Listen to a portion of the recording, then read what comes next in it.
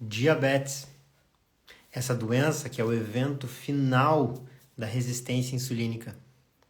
Doença que aumenta consideravelmente o risco de que a gente venha desenvolver as doenças que mais matam na sociedade moderna, que são doenças cerebrovasculares, como infarto e AVC, que é o câncer, que são as doenças neurodegenerativas, como a doença de Alzheimer.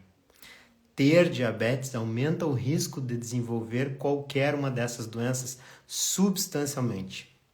Diabetes, que é a doença responsável por 90% das amputações que acontecem nos hospitais.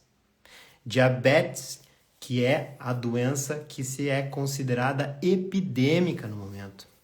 Uma doença que atinge 1 em cada 10 brasileiros e que é o evento final da resistência insulínica que atinge 80% da população americana.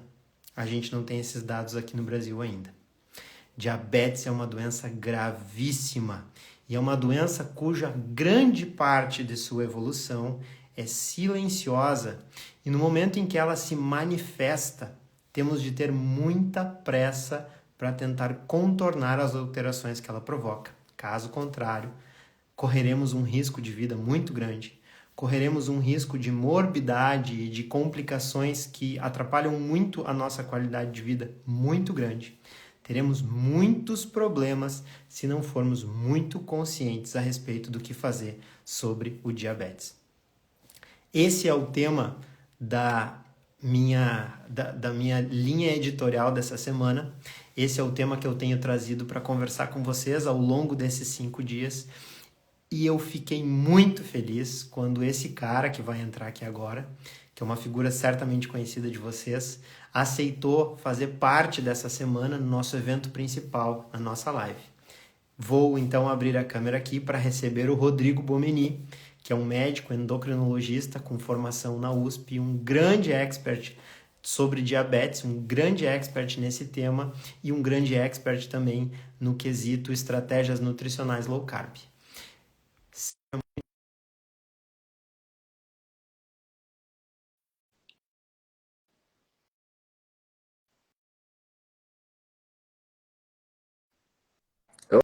Oba! E E aí, aí, meu William? querido, Tudo tudo bom? bem contigo? Obrigado pelo convite. Boa noite, pessoal.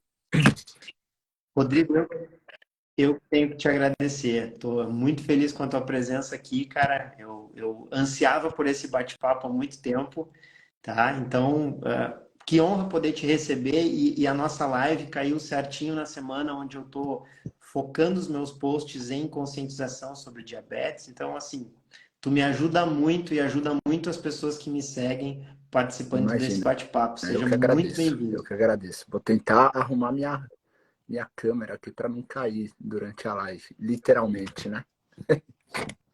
Calma aí, deixa eu apoiar o computador aqui. Fora ela bem aí. Achei um jeito aqui, tá cortando minha testa, mas tá bom. Não, tá bem Tá bom. tranquilo. Teu som tá bem Vamos bom lá, tá também. bom.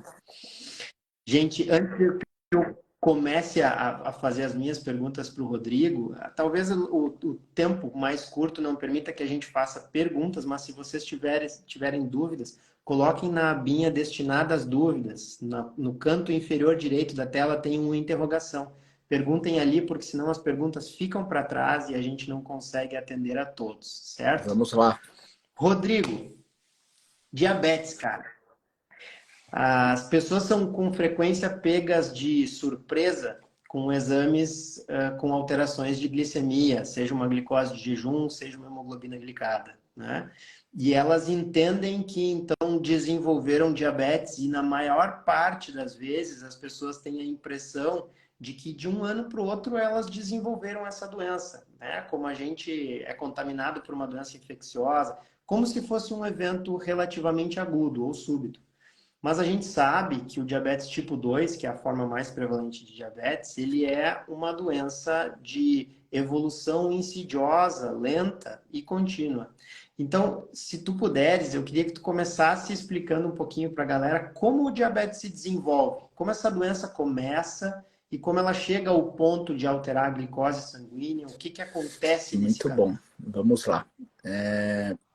Como tudo na medicina, a gente, enfim, tem critérios para o diagnóstico, né? Então, é importante que existam esses critérios, porque, inclusive, só a partir deles que a gente consegue fazer os estudos, né? Então, para o diagnóstico do diabetes, a gente usa, como o William disse, a quantidade de açúcar no sangue como critério diagnóstico. E a gente pode fazer isso basicamente de 3 formas. Ou a gente coleta a glicemia em jejum, que é o que a maioria das pessoas fazem, né? Então, quando você vai coletar o seu exame de sangue, você coleta a glicemia. E aí, dependendo do valor, você vai caracterizar como diabetes. Ou a gente coleta a hemoglobina glicada, que é um exame que também as pessoas fazem com muita frequência. O que a hemoglobina glicada faz? Ela avalia a média do açúcar no sangue nos últimos 3 meses, aproximadamente. Ou a gente faz um outro teste. Esse é feito com menos frequência, até porque exige um certo... O paciente tem que ficar mais tempo no laboratório, que é o teste de tolerância oral à glicose. Então, nesse teste, o paciente ingere uma quantidade de glicose, 75 gramas, e aí você mede a glicemia dele depois de 2 horas. E aí, o que a gente avalia nesse teste? Se a glicemia der alta, acima de 200, a gente fala que esse paciente tem diabetes, ou seja, que ele tem intolerância à glicose, ou seja, o corpo dele não tolera a glicose. Então, basicamente, são essas 3 formas que a gente tem para fazer o diagnóstico. Só que esse diagnóstico, na maioria das vezes, é um sintoma, né? Então, quando a gente pensa no diabetes tipo 2, o aumento da glicemia é quase como se fosse um sintoma, não é a causa da doença, né? É um sintoma. Quando a gente pensa, só fazer um parênteses, no diabetes tipo 1, que é mais raro, digamos assim, é menos frequente, né? Acomete mais crianças, mas também pode aparecer no adulto, é aquele diabetes que começa de uma hora para outra, né? É mais rápido no início. Nesse caso, o que acontece? O pâncreas para de produzir insulina. Então, por um distúrbio autoimune, o pâncreas é destruído, digamos assim, e aí para de produzir insulina. E a glicemia aumenta também, né? No diabetes tipo 2, a glicemia também aumenta, mas paradoxalmente, no começo do quadro, é o oposto. Então, no começo do quadro do diabetes tipo 2, o pâncreas não parou de produzir insulina, é o oposto. Ele está produzindo muita insulina, muito mais do que o necessário. Só que a insulina não consegue agir, que é o que a gente chama de resistência à insulina. E aí a gente vai ter que dar um outro passinho atrás, que é o quê? O que é insulina? Porque isso é uma coisa que a gente fala com muita frequência, né? Resistência à insulina, resistência à insulina, resistência à insulina. E muitas vezes a gente não... as pessoas não sabem o que é insulina. Então, insulina é um hormônio produzido pelo pâncreas, né? Então, todo hormônio ele é produzido por algum órgão e a ação dele depende da ligação em algum receptor.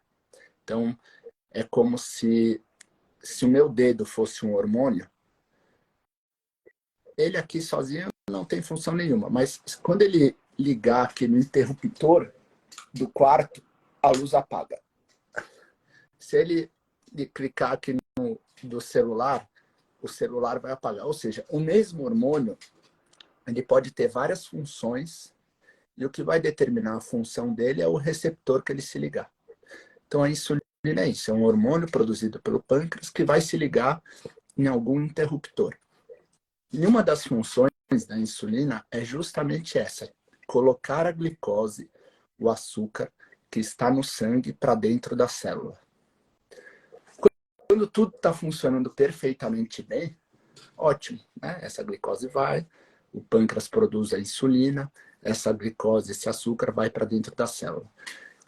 À medida, e aí é a principal causa, né? Que a gente vai ganhando peso, a gente vai ganhando peso, vai ganhando peso, vai ganhando peso.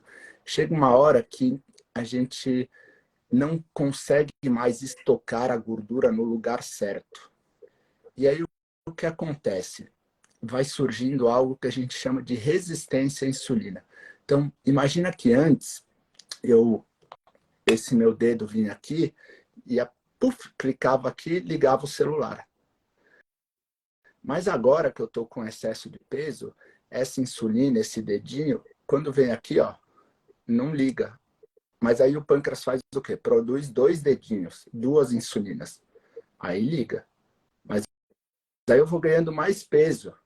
Aí essas 2 aqui não conseguem mais ligar. Mas não tem problema. O pâncreas vai e produz 3. Aí liga. A resistência à insulina é mais ou menos isso. O nosso corpo, à medida que a gente vai criando resistência ao hormônio, o pâncreas vai produzindo mais insulina para dar conta daquela resistência. Ele quer colocar a glicose para dentro da célula. Mas chega um momento que ele não consegue mais colocar. E aí começa a acumular glicemia, o açúcar dentro do sangue. Então veja que o acúmulo de açúcar no sangue é um evento relativamente tardio, que foi o que você disse. Né? Então, assim, leva décadas, né? 10 anos, até você começa a desenvolver resistência à insulina, vai criando resistência, seu pâncreas vai produzindo mais insulina, mais resistência, até que chega uma hora que ele não consegue vencer essa resistência. Uma vez eu dei um exemplo era com o Chico Bento e a Rosinha. E era assim, ó. Que os dois tinham estudado para a prova, né? Eles iam ter uma prova de matemática e os dois fizeram a prova e tiraram 8. Só que a Rosinha, ela prestava bastante atenção na aula. Então, ela chegou no dia da prova, ela só deu aquela revisada tal e tirou 8. O Chico Bento era um péssimo aluno. Ele fazia tudo errado, conversava, dormia. E aí, antes da prova, ele teve que estudar, assim, 8 horas. Varou a noite estudando e tal. Mas os dois tiraram 8, né? Se a gente olhar só a nota da prova, os dois estão iguais.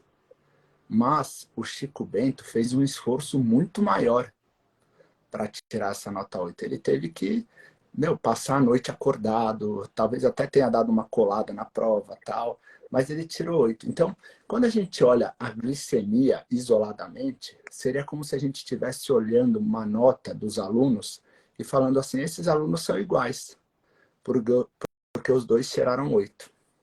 Mas o que vai acontecer? Provavelmente, se o Chico Bento não mudar o comportamento dele, numa outra prova, pode ser que ele, ao invés de estudar 6 horas, 8 horas, ele tenha que estudar 12 horas, porque ele não vai dar conta. Mas na prova final, pode ser que ele seja reprovado. Entendeu? Mas veja que a reprovação dele não foi de uma hora para outra. Ele estava tendo que fazer muito esforço, muito esforço, muito esforço. E a gente, às vezes, consegue compensar com esforço.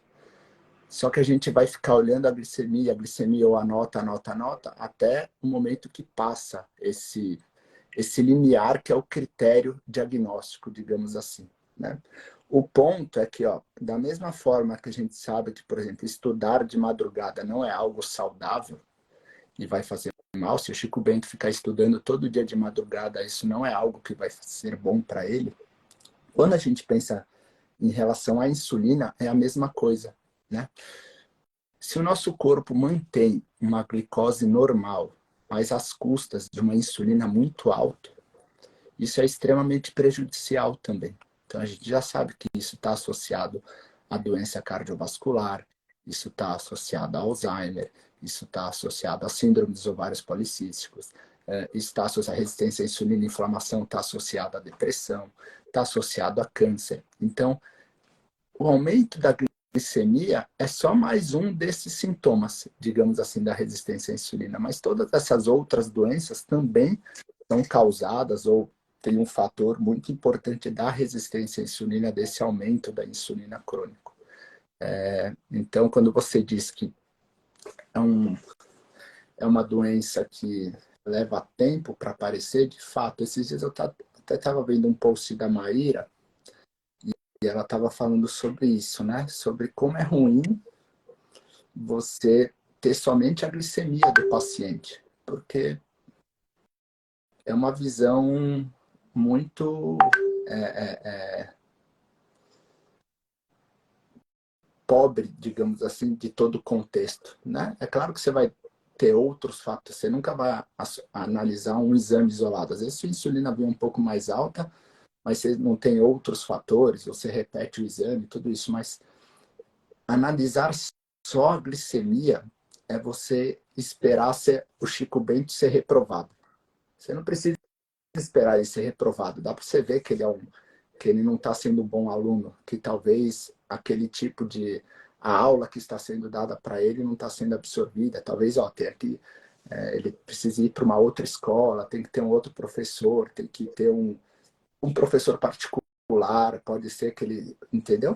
Então, a glicemia é a reprovação do Chico Bento, mas, como toda reprovação, e aí acho que é o que a gente vai conversar depois tem a recuperação, ele pode se recuperar, ele ainda pode ser aprovado de ano, ele pode ser um bom aluno e ainda se formar na faculdade, né?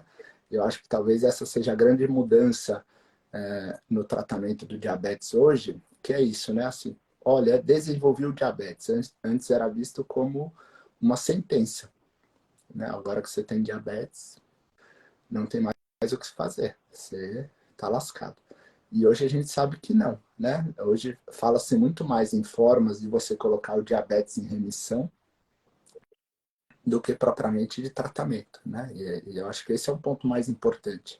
O diabetes tipo 2 é uma doença que tem remissão, que você consegue colocar em remissão e não usar medicamentos. Pode ser que tenha que usar, tudo bem. Mas existe a possibilidade, ao menos, de você usar menos medicamentos. E isso talvez seja a grande vantagem da dieta low carb, digamos assim. E, Rodrigo, quando a gente pensa, então, em alterações de glicose, eu poderia me referir a elas como o momento em que os mecanismos de contenção do nosso organismo foram superados e aquele evento que o nosso metabolismo tentava prevenir, que era a hiperglicemia, aconteceu. E quando eu analiso a resistência insulínica e os níveis de insulina e os outros sinais de resistência insulínica, essa seria uma forma de eu então estar medindo o esforço que o organismo tem que fazer para tentar controlar Acho que a sim. glicose. Seria Seria isso? equivalente ao pensamento do Chico Bento e da Rosinha. É um esforço muito grande que o Chico Bento tem que fazer para tirar nota 8. E algumas vezes a gente consegue fazer esse esforço e consegue passar, e vai passando, e vai passando, e vai passando. Mas chega uma hora que a gente não consegue mais, né? E no caso do diabetes tipo 2 é isso, porque além da resistência à insulina, que vai aumentando, você vai tendo junto um declínio da função do pâncreas. E aí quando, enfim, chega no ponto que você tem uma resistência com uma diminuição, mesmo que parcial, da produção de insulina, aí sua glicemia aumenta. Por isso que a taxa de remissão é muito maior no início da doença. Né? Por quê? Porque é um momento que o pâncreas ainda produz bastante insulina. Né? À medida que esse pâncreas vai tendo que se esforçar, se esforçar, se esforçar, se esforçar cada vez mais, de alguma forma, ele vai perdendo a função dele. E aí, para você colocar em remissão depois, é mais difícil. Por quê? Por mais que você melhore a resistência à insulina, agora o seu pâncreas não produz mais insulina. É o caso, e isso é nítido, por exemplo, quando a gente vê estudos com cirurgia bariátrica. Né? A cirurgia bariátrica, que causa uma grande perda de peso, que seria a principal forma para você colocar, né, reverter a resistência à insulina e a remissão do diabetes, a remissão do diabetes acontece mais nos pacientes que têm um diagnóstico mais recente. Se esse paciente já tem um diagnóstico de 20 anos, mesmo com cirurgia bariátrica, que seria o tratamento mais eficaz, digamos assim, para o emagrecimento, esse diabetes tem uma probabilidade de entrar em remissão menor, porque o pâncreas já não produz tanta insulina. E a maneira que a gente tem de tentar intervir mais cedo seria ficar atento aos sinais indiretos que a gente tem de resistência insulínica, né, Rodrigo? Como sobrepeso, ganho de peso, né? Aquele ganho insidioso de peso que vai acontecendo ao longo dos anos, o Sim. desenvolvimento de hipertensão. Existe uma série de alterações que são detectadas, mesmo no indivíduo que ainda está longe de desenvolver diabetes, que sugerem a existência de resistência insulínica, como, por exemplo, a síndrome dos ovários policísticos, que tu mesmo mencionou. Agora, existem pessoas que desenvolvem até diabetes sem que elas tenham engordado muito, né, Rodrigo? Até uma seguidora aqui comentou, sou magra e desenvolvi diabetes. Porque as pessoas têm uma capacidade diferente de engordar. Tu poderia Tem explicar isso aí uma, para nós um tem pouquinho, que um, eu acho isso bem tem um legal. conceito que se chama limiar pessoal de gordura corporal, que é o quê? O quanto que você consegue armazenar de gordura, digamos assim, no lugar certo, né? Então, não sei quem é de São Paulo aqui, mas em São Paulo, enfim, tem épocas que chove bastante e tem alguns bairros que alagam muito, né? E aí o que alguns prefeitos fizeram? Em bairros que alagavam muito, por exemplo, Pacaembu, eles construíram tipo um piscinão. Debaixo da rua, é um piscinão enorme. Por quê? Porque quando chove, a água vai para esse piscinão. E aí a água é armazenada nesse piscinão, depois, enfim, é distribuída. Então, o que acontece, por exemplo, se chover a mesma quantidade no Pacaembu ou em outro bairro, tipo Moema, por exemplo, no Pacaembu eles têm esse piscinão. Então lá chove essa quantidade de água, a água vai para o piscinão e a rua não alaga. Por quê? Porque é como se esse bairro tivesse um limiar pessoal de gordura corporal maior, digamos assim. Ele consegue armazenar água em maior quantidade sem deixar que a rua alague. Agora, se chover a mesma quantidade em um outro bairro que não tem esse piscinão ou que tem um piscinão menor, o que vai acontecer? Vai chover, vai enchendo o piscinãozinho ali pequenininho, pequenininho, chega uma hora que esse piscinãozinho tá cheio, mas continua chovendo, aí a rua alaga. Seria mais ou menos esse o conceito. A partir do momento que você atinge esse seu limiar pessoal de gordura corporal e você começa a ganhar mais peso, você vai começar a acumular gordura em locais que não deveriam ser acumulados, como a água da chuva. Ela vai começar a ser acumulada na rua e não no piscinão. E aí, isso gera a resistência à insulina. É por isso que você tem pessoas, por exemplo, que têm obesidade, então, um percentual de gordura corporal alto, IMC maior que 30, e que não tem resistência à insulina. Talvez essas pessoas, elas armazenem essa gordura, elas têm um limiar pessoal de gordura corporal maior. E tem outras pessoas, isso a gente vê muito em asiáticos, por exemplo, que eles ganham 10 quilos, é só uma barriguinha assim pequenininha, e isso já é suficiente para eles desenvolverem resistência à insulina, diabetes, síndrome metabólica, gordura no fígado. Por quê? Porque eles têm um baixo limiar pessoal de gordura corporal. É como se eles morassem nesse bairro que não tem o piscinão. Então, um pouquinho de chuva a mais já alaga a rua. E é o que acontece com essas pessoas. Então, aí gera esses comentários, né? Puxa vida, mas eu nem ganhei tanto peso e já tenho resistência à insulina, né? Porque talvez você, do ponto de vista genético, você não tenha mesmo essa capacidade de armazenar muita gordura. Então, um pouquinho que você armazena já te deixa doente, digamos assim, do ponto de vista metabólico. E outras pessoas não, elas ganham peso, ganham peso, ganham peso, ganham peso, mas não desenvolvem, porque elas estão acumulando gordura no lugar certo, digamos assim.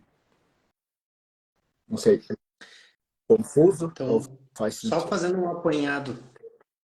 Não, ficou muito claro, ficou muito claro. Se alguém ficou confuso com a ideia, vocês podem perguntar aqui, pessoal, que eu estou lendo os comentários de vocês enquanto o Rodrigo fala. Mas como entrou bastante gente nos últimos minutos, eu até vou fazer um apanhado do que foi comentado até aqui para ficarmos todos no mesmo passo. Então, gente, a gente começou falando sobre a importância do diabetes e a prevalência, e por ser uma causa frequente de doenças que matam muito, como infarto, como AVC, como demências. E aí o Rodrigo começou a explicar como é que o diabetes se instala, tá? E o diabetes é uma doença de instalação muito lenta. Na verdade, a gente é que diagnostica ela de forma muito tardia. A gente faz o diagnóstico de diabetes com seus critérios diagnósticos estabelecidos através dos exames de glicose, né? Pela alteração da glicose. Mas o que o Dr. Rodrigo explicou no início da live é que muito antes da glicose se alterar, o corpo está percebendo essa tendência de aumento da glicose e ele vai tentando desenvolver mecanismos para que a glicose não suba, para que ela não se altere, né? E esse esforço é medido através da aferição direta ou indireta da ação de um hormônio chamado insulina, que é o hormônio que, por fim, controla a glicose. Existem diversos fatores de genéticos ambientais que interferem no funcionamento da insulina, mas, sem sombra de dúvida, se sobressai o papel que tem o sobrepeso no desenvolvimento da resistência insulínica. Então, quando a gente começa a ganhar peso, a gente tem uma tendência natural a desenvolver resistência insulínica, e a resistência insulínica alimenta esse processo também, favorecendo o ganho de peso. É um processo que se retroalimenta. E aí o Dr. Rodrigo explicou agora que as pessoas têm diferentes limiares pessoais de gordura. O que significa isso? Diferentes capacidades de armazenamento de energia antes que essa energia comece a extravasar para a corrente sanguínea, como é o caso da elevação da glicose. Então, é bem importante que vocês tenham em mente todos esses conceitos quando vocês vão conversar sobre isso com familiares de vocês que estão sob risco, com seus filhos, ou aplicar na vida de vocês. E agora eu vou pedir para o Dr. Rodrigo falar talvez o que seja a mensagem mais importante e que seja mais novidade para vocês. Então, se vocês têm alguém que vocês julguem que deveria estar escutando isso, aviãozinho para ele. Toca no aviãozinho e manda para aquela pessoa. Porque agora a gente vai falar sobre um assunto pelo qual a gente é bastante apaixonado, por dizer assim, que é o uso de estratégias nutricionais no tratamento do diabetes, em específico a estratégia low carb, né? Estratégia low carb é uma estratégia onde se controla a ingestão de carboidrato. Ela vem sendo aplicada no tratamento de diabetes há centenas de anos, mas mais recentemente evidências científicas têm suportado isso, de forma que sociedades de endocrinologia e de diabetes mundo afora têm recomendado, agora com maior ênfase, dietas de restrição de carboidrato para tratamento e até remissão do diabetes. O Dr. Rodrigo fazia isso antes dessas sociedades fazerem essa recomendação, né? E agora, então, a gente pode fazer isso com mais respaldo ainda, quando essas sociedades já são também favoráveis a esse tipo de tratamento. Então, eu queria, Rodrigo, que tu nos explicasse por que a low carb funciona no tratamento do diabetes? O que a restrição de carboidratos faz pelo paciente Primeiro, se diabético? eu chamar de Dr. Rodrigo, eu estou me sentindo mal aqui, né? A gente é amigo, né? Dr. Rodrigo. Ó, vamos lá. Eu acho que isso de louca. Ó, tem dois pontos que eu acho que são importantes. Ó. Primeiro, o diabetes tipo 2 é muito associado ao sobrepeso e obesidade, né? Dito isso, a gente precisa reforçar, porque os dois caminham juntos, digamos assim, né? O tratamento do diabetes envolve o tratamento da obesidade e do emagrecimento, tá? Então, o primeiro ponto é: precisar perder peso é diferente de ser magro. Então, uma pessoa com obesidade, que tem síndrome metabólica, ela não precisa ser magra, tornar-se magra para ficar saudável. Esse é o primeiro ponto. Por que é importante reforçar isso? Porque senão vira uma busca sem fim. Né? A expectativa e o objetivo de tornar-se magra às vezes prejudica mais a qualidade de vida do que o próprio excesso de peso. Porque é muito difícil alguém se tornar ficar magro depois que está obeso. É possível, mas é tão difícil que a gente lembra os casos de cabeça, inclusive os de consultório. Né? Então, isso é o primeiro ponto, tá? Precisar emagrecer é diferente de se tornar magro. O segundo ponto é, muitos dos comportamentos que a gente tem que mudar, tanto para o controle do diabetes, tanto para o controle da obesidade, digamos assim, são sintomas da doença, né? Isso é importante ressaltar, porque senão é algo que pode gerar muita culpa e sofrimento, entendeu? Pode ser que a gente faça orientações aqui e a pessoa não consiga mudar. Porque mudar um comportamento já é muito difícil, e quando é um comportamento que vai contra o que a sua doença diz, é mais difícil ainda, né? E eu sempre dou o exemplo da depressão, né? Então, quando a gente pensa em outra doença, às vezes é mais fácil para a gente se colocar no lugar, digamos assim, né? Então, quando a gente, para alguém que está com depressão, e fala, você tem que pensar positivamente, você tem que olhar o lado bom da vida, tem que ter mais esperança, você tem uma família linda. Tô falando tudo que eu já ouvi, né? Você tem um bom emprego, e tudo isso faz muito sentido. E, de fato, eu acho que é importante, é muito bom olhar dessa forma. O problema é que o sintoma da doença é justamente não conseguir fazer isso, né? Então, assim, o sintoma da doença, a depressão, é você olhar a vida de uma maneira negativa, é você ter desesperança, você tem que fazer atividade física, melhora a depressão, de fato melhora, mas o sintoma da doença é não ter energia, é ficar na cama, é se isolar. Então, assim, parte do comportamento é contra o sintoma da doença. E quando a gente pensa na obesidade, isso também é verdade. Só que, como são comportamentos,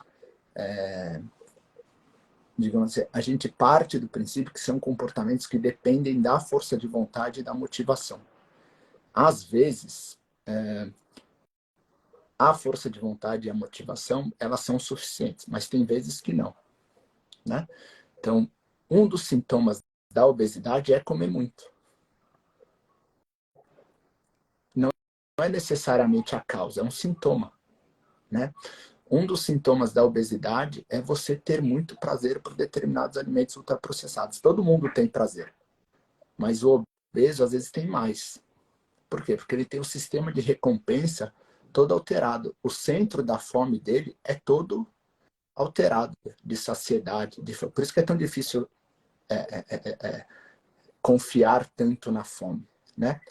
Os próprios alimentos que a gente tem hoje, né, o ambiente que a gente vive, favorece isso, né? Então, quando a gente pensa em alimentos ultraprocessados, a gente perde todo esse equilíbrio de fome, de saciedade, de sistema de recompensa. Ou seja, é algo que foge do conhecimento, da força de vontade e da motivação. Estou falando isso só porque as pessoas precisam saber que existe um tratamento, uma estratégia nutricional que é capaz de colocar a doença em remissão, que é capaz de facilitar a perda de peso, né?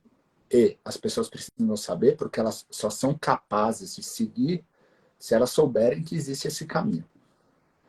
Mas o fato disso existir não significa necessariamente que você vai conseguir seguir. Esse é o primeiro ponto, né? E não significa que são caminhos opostos, digamos assim. E acho que esse talvez seja um dos grandes problemas hoje em dia. O fato de você ter uma estratégia nutricional absolutamente eficaz não significa que você eventualmente não possa associar ela com algum medicamento durante um período ou durante todo o trajeto. Entendeu? Então, veja, o fato de atividade fazer bem para a depressão não significa que uma pessoa não possa usar antidepressivo durante o tratamento, né?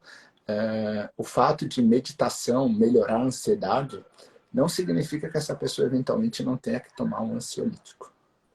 E aí vem uma outra frase, que é assim, ó: o seu desejo por estar bem tem que ser maior do que o desejo de não tomar remédio. porque eu acho que esse é um problema que a gente vive hoje. São os dois extremos. É a hipermedicalização, digamos assim, né? É muito remédio, muito remédio, muito remédio, sem que a pessoa saiba que existe um caminho que possa ser com menos remédio. E, por outro lado, uma falsa ideia de que você só pode conseguir, só será bom o suficiente se você conseguir sem remédio, entendeu? E aí não adianta, porque se você não está conseguindo sem remédio, que bom que ele exista, que bom que ele existe, porque aí você usa e através dele você consegue mudar os seus hábitos. Muito bom. Deixa eu te interromper rapidinho, Rodrigo, só para recircular isso que tu falou, porque tu falou duas coisas extremamente importantes e que eu também no consultório percebo que são dificuldades que as pessoas têm e que elas precisam vencer. E a primeira delas, que tu abordou, mas talvez as pessoas não tenham pensado por esse lado, e eu gostaria de revivar esse pensamento, é que habitualmente quem está obeso ou quem está até com um controle glicêmico inadequado se coloca como culpado, porque essa pessoa sabe que não está conseguindo fazer atividade física, sabe que está comendo demais porque se sente com fome o tempo todo. E muitas vezes as pessoas não se dão conta, ou os profissionais de saúde não instruem ela, de que resistência insulínica e diabetes é justamente a energia ficar represada na corrente sanguínea e muitas vezes não conseguir chegar até o tecido que iria utilizar essa energia, né? Então, o paciente está com um problema de gerenciamento de energia. Então, é óbvio que ele vai se sentir com menos energia e ele vai se sentir menos apto a fazer atividades físicas. Tanto é que à medida que o diabético não controla seu diabetes, ele perde massa muscular porque o músculo não consegue mais utilizar a glicose de forma eficiente. E ao mesmo tempo, percebendo esse problema de gerenciamento de energia, o metabolismo, ele pensa que existe uma deficiência de energia. E a maneira que ele tem de contornar isso é com a fome.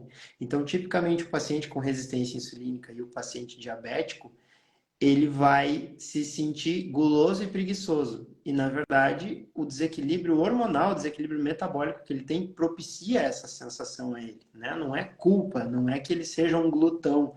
Não, pelo contrário, ele está doente e ele precisa, muitas vezes, de uma ajuda para tentar reverter isso. E aí vem o segundo ponto que tu trouxe, que é esse pensamento dicotômico. Se eu vou fazer uma intervenção nutricional, eu não vou usar medicamento, né? Se eu vou mudar um estilo de vida, eu não vou usar medicamento.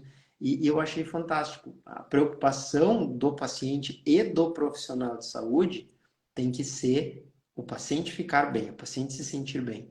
Então, o que a gente vê muitas vezes são profissionais de saúde criando esse pensamento dicotômico, do tipo, se alimente tal, tal, tal, para ficar sem remédio. E o pensamento realmente tem que ser esse que tu trouxe. Se alimente dessa forma, pratique atividade física, tome remédio para ficar bem. E, obviamente, se essa pessoa tiver alguém que lhe ajude a gerenciar a sua saúde, se o remédio puder sair, ele vai sair, mas não deve ser essa a prioridade. Achei fantástico essas frases que tu eu acho trouxe. que foi um belo resumo. Eu acho que é importante, por quê? Porque senão a gente gera outra culpa no paciente. Assim, o paciente já se sente culpado por estar doente. E aí você começa a gerar uma outra culpa que é de buscar o tratamento, entendeu? Então, se o cara ele já está doente, aí ele se sente culpado por estar usando o remédio para buscar um tratamento, entendeu? E aí é muito injusto, né? É muito injusto. E às vezes o tratamento, assim, tem vezes que eu indico, sei lá, Ozempic, por exemplo, que usa para o tratamento da obesidade. Tem vezes que eu indico para economizar força de vontade e energia. Ou seja, a pessoa até está conseguindo seguir, mas para ela seguir aquilo, ela gasta uma energia muito grande. É um esforço fora do normal. E aí ela não consegue, ela vive para dieta, né? Teve uma vez que eu voltei acho que foi agora começo de março, que eu tive uma consulta com o meu psiquiatra e eu falei com ele, doutor Galucci, não dá para ficar sem cetamina. Porque eu comecei a voltar com pensamentos ruins e eu sabia gerenciar os pensamentos. Eu sabia que esses pensamentos ruins eram da doença. Mas eu passava o dia pensando e tendo que gerenciar e gastando energia, gastando força de vontade. Então, eu conseguia gerenciar, mas aquilo estava ocupando a minha vida inteira. E às vezes o medicamento vem para isso. Pra, calma, você vai. Eu discuti isso com uma paciente hoje. Ela passou por um tratamento de câncer de mama, jovem. Aí engordou 20 quilos. Aí tá emagrecendo. Ela tá seguindo a dieta, mas é um esforço que ela só pensa nisso o tempo inteiro. E tá esgotada do ponto de vista mental por causa do tratamento recente do câncer de mama. E aí a gente começou o Ozempic por causa disso. Veja, ela estava até seguindo a dieta, mas aquilo gasta a energia, totalmente a energia dela para todas as outras tarefas. Tá? Então, assim, o medicamento ele pode ser um bom aliado quando ajustado com o estilo de vida. E talvez esse seja o ponto principal, que eu acho que o grande erro no tratamento do diabetes é o quê? É o uso, voltando para o assunto principal, é o uso do medicamento para tratar o sintoma, sem tentar resolver a causa. É claro que tem uma parte da causa que é o tratamento da obesidade em si. Mas tem uma outra causa que a gente consegue corrigir ou minimizar, mesmo que parcialmente, sem a perda de peso. Que é o quê? Restringir a quantidade de carboidrato. E aí a gente volta no começo da live, né? Tem 3 formas de você fazer o diagnóstico do diabetes que a gente falou. Uma é coletando a glicemia de jejum. A outra é com a hemoglobina glicada, né? Que você faz a média da glicemia dos últimos 3 meses. E tem aquele último teste que eu falei, que é o quê? Você faz o teste de tolerância oral à glicose, que é você dá 75 gramas de glicose para o paciente e 2 horas depois coleta a glicose. E se aumentar, você fala que ele é intolerante à glicose. Então, assim, o diabetes é uma doença que, no critério diagnóstico, já diz que essa pessoa é intolerante à glicose. E se ela é intolerante à glicose,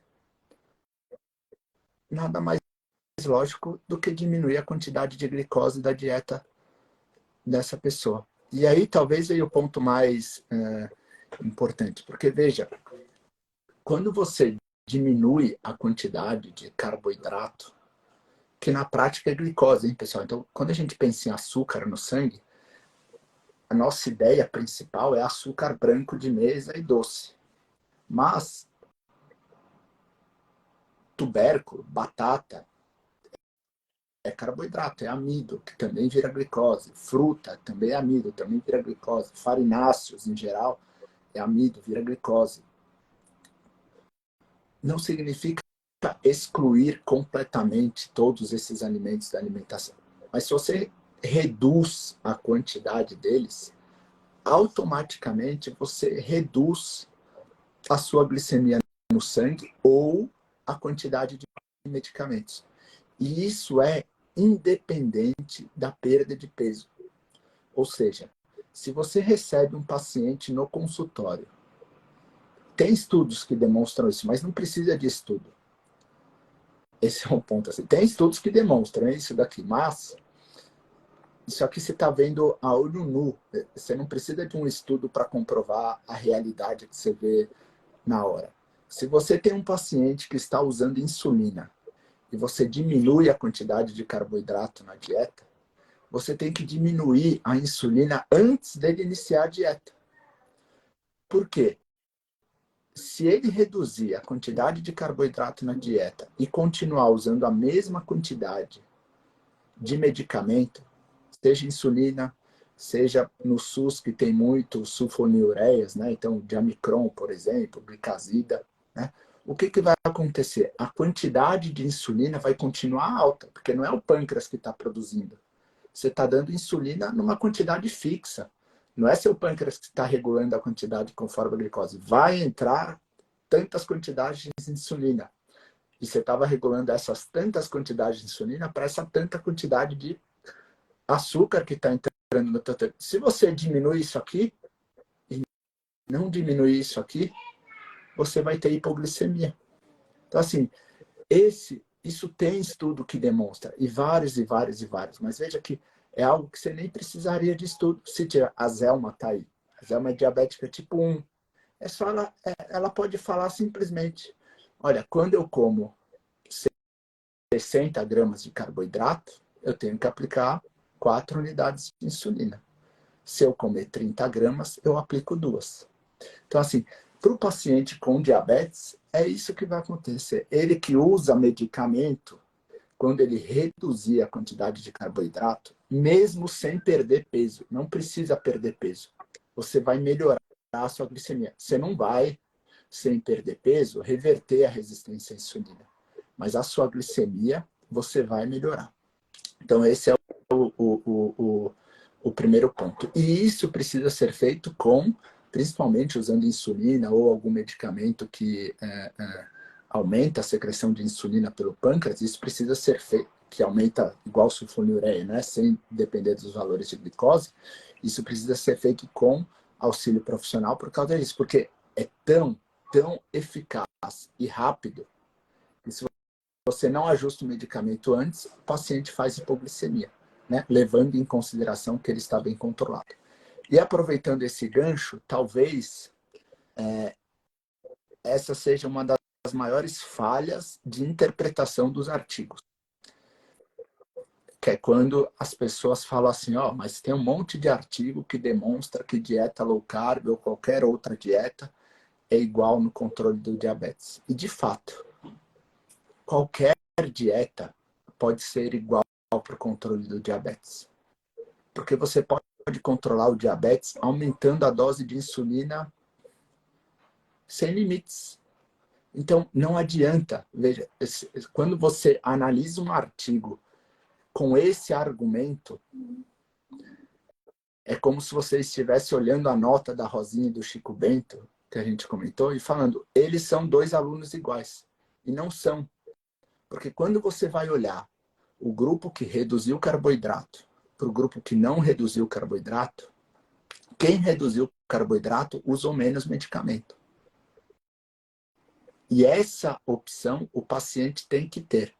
E aí não é uma opção só de usar menos medicamento, é porque é uma opção mais saudável, porque é aquilo que a gente disse do problema de altas doses de insulina, né? A gente tem a resistência à insulina, altas doses de insulina por causa da resistência à insulina, a gente pode ter altas doses de insulina, entuchando insulina e remédio para o pâncreas produzir mais insulina. Então, eu acho que talvez um dos grandes benefícios da low carb, pensando no diabetes, é esse. Porque você melhora o controle, você diminui o uso de medicamentos, mesmo que o paciente não perca peso. E talvez esse seja o grande benefício. Agora, para reverter, né, para colocar em remissão, para reverter a resistência à insulina, aí é aquilo que a gente disse do limiar pessoal de gordura corporal. Você vai ter que perder peso, não necessariamente ficar magra, né? E por que esses medicamentos são aprovados quando eles causam uma perda de peso comparado com placebo maior que 10%? Porque perder 10% do peso, 15% do peso, já traz benefícios assim extremamente significativos para a melhora dessas doenças metabólicas. Então, uma pessoa que tem 80 quilos, se ela conseguir chegar nos 70 quilos e manter esses 70 quilos, é um resultado incrível, entendeu?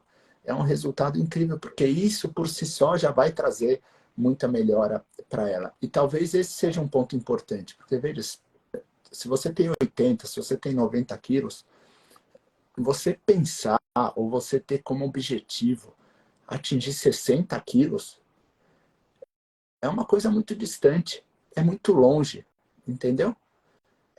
É tão longe, que você fica estagnado no lugar, porque você já tem desesperança. Geralmente as pessoas já tentaram emagrecer muitas vezes. Já tem todas as dificuldades, os sintomas da própria doença. E ainda você tem um objetivo que é quase inalcançável, fica muito difícil você sair no lugar. Agora, se você tem um objetivo que é mais palpável e mais real, puxa, sair de 80 quilos e atingir 72, 70 quilos em um ano. é uma coisa muito mais factível, entendeu? Factível. E quando você atingir 70 quilos e seus exames melhorarem e você não tiver mais resistência à insulina, do ponto de vista de saúde, você não precisa emagrecer mais.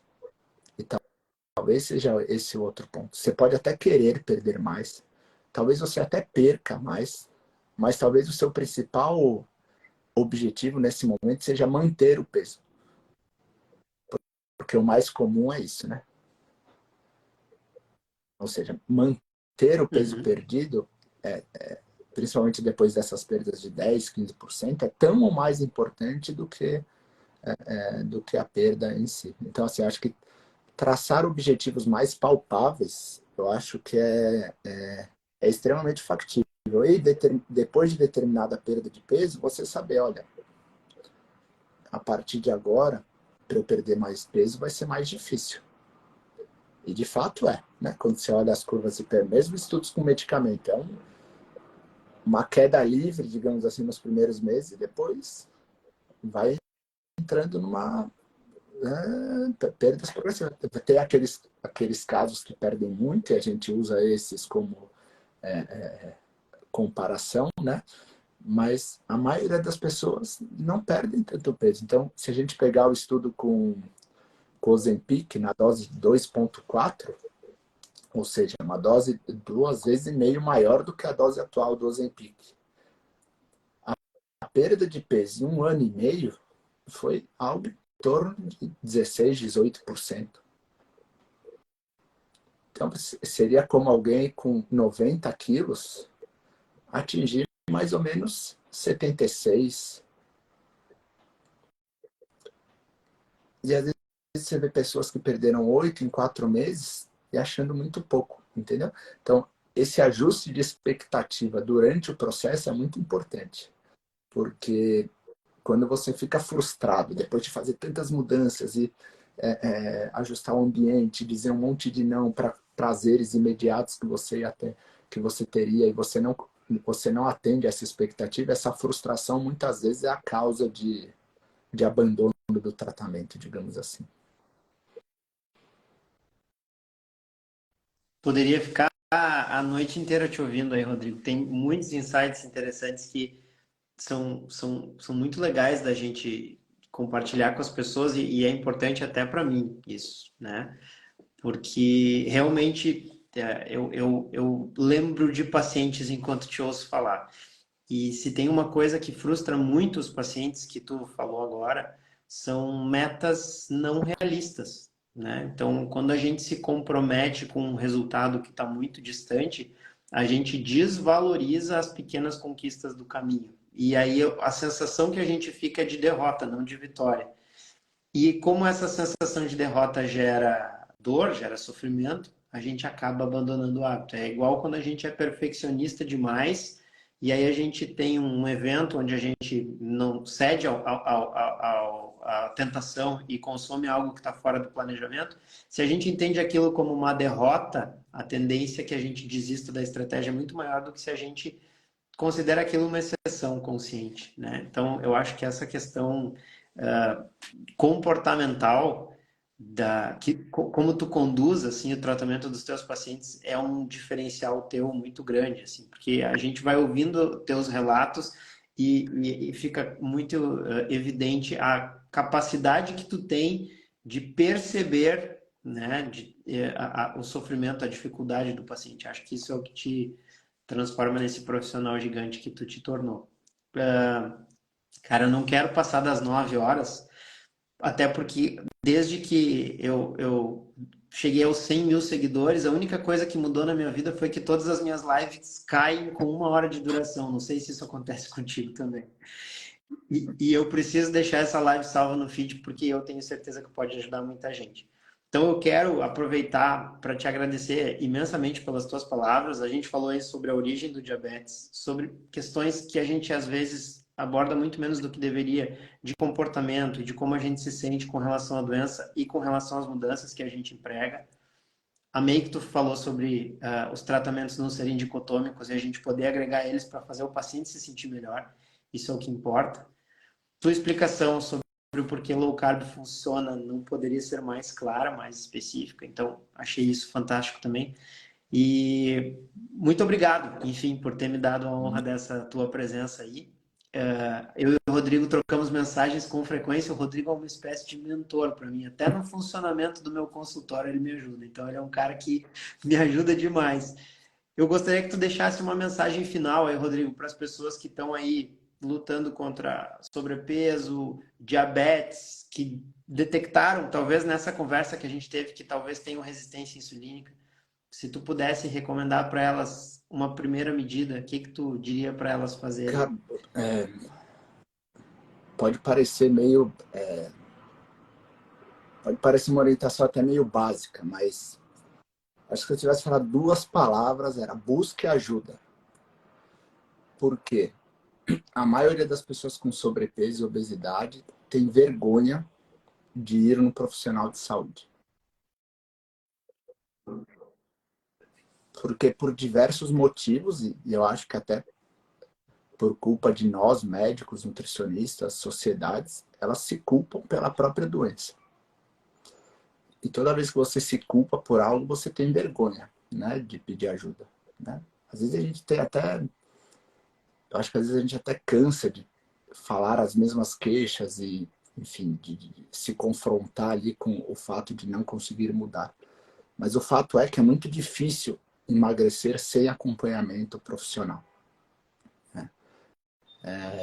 Então, assim, se eu fosse deixar um recado, assim, não tenha vergonha, entendeu? Assim, é igual eu costumo dizer em relação à depressão, né? E eu falo por quê? Porque eu não vou dizer que eu nunca me senti culpado ou envergonhado, mas eu tenho certeza que eu não conseguiria sem ajuda, entendeu?